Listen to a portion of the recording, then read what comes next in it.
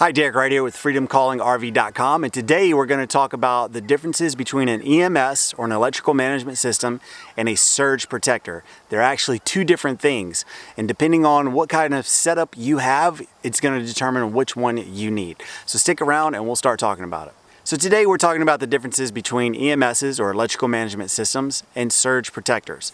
So lately I've been seeing a lot of videos and actually a lot of blog posts talking about EMS systems, and people are referring to EMSs as surge protectors.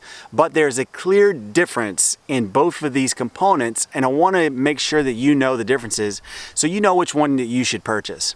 So let's start with the surge protector. So a surge protector is essentially a component that either plugs into your existing wiring in your RV, so you can have one that's hardwired into all of your electrical components, or it can plug into a pedestal wherever you're plugged into.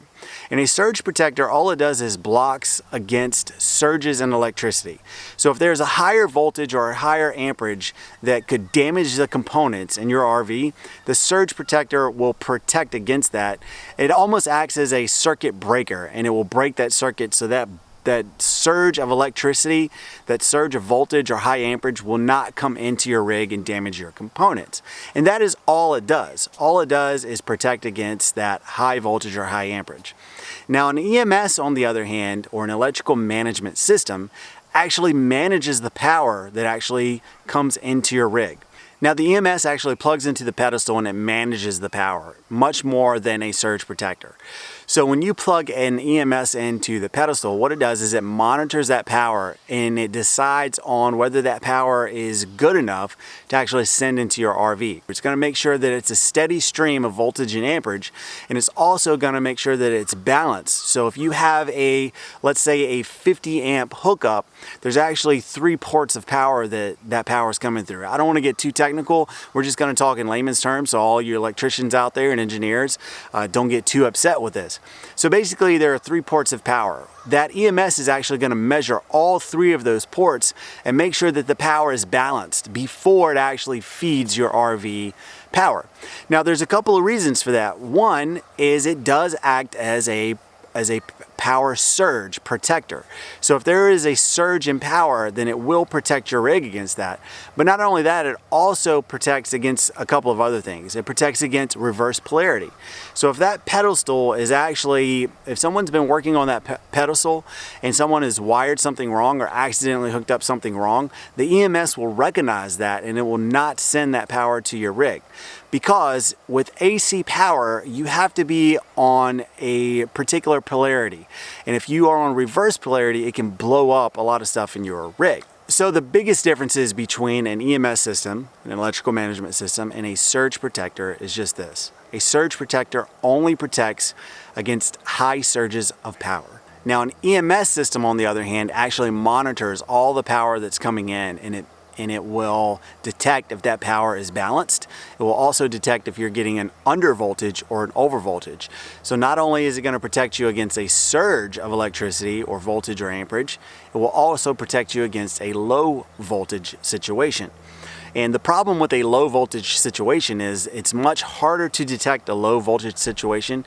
But if you have low voltage and you have components that are running off a motor, motors don't like to run off low voltage situations, and they actually heat up and they will burn out. Those coils in those motors will heat up and they'll burn out. So for instance, an AC.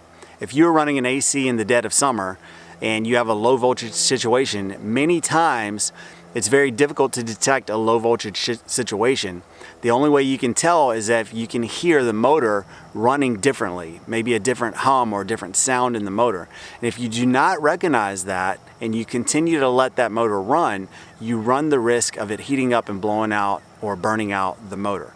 And in the dead of summer, if you are reliant on that AC, then it could probably take days before a tech could get out and actually change your AC. Think about it. If it's the summer and everyone is running their ACs, it's the peak season for RV repair, so techs are completely booked, and it would take quite some time to actually get that repaired.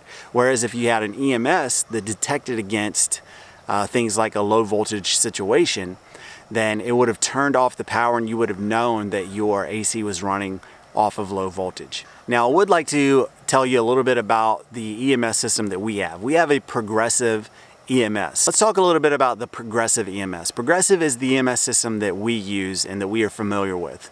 One good thing about Progressive is they have excellent customer service.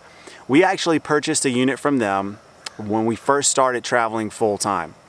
The reason why we got an EMS system is because I used to work on generators and I used to work on high voltage, and all of the systems that we worked on actually had some sort of EMS system that monitored power and that would shut down really important components if there was a high or low voltage situation.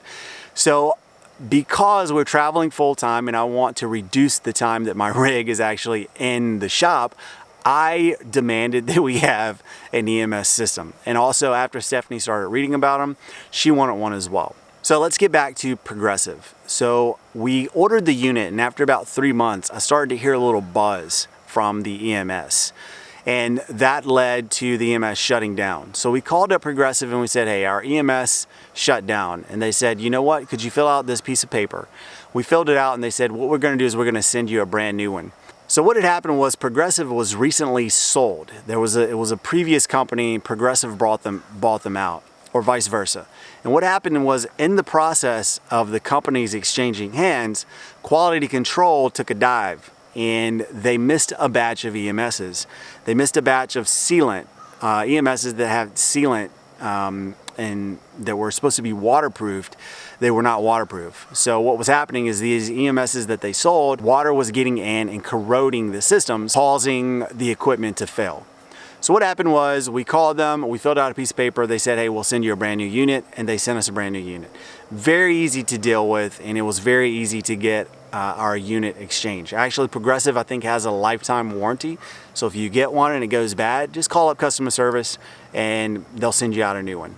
So their customer service was really easy to work with, and I am happy with the Progressive EMS unit. There you have it. So that is the difference between an EMS and a surge protector. If you have any questions, please leave them down below. And if you are an electrical genius and I have muffled anything in this video, please comment and correct me down below, and we will see you next time.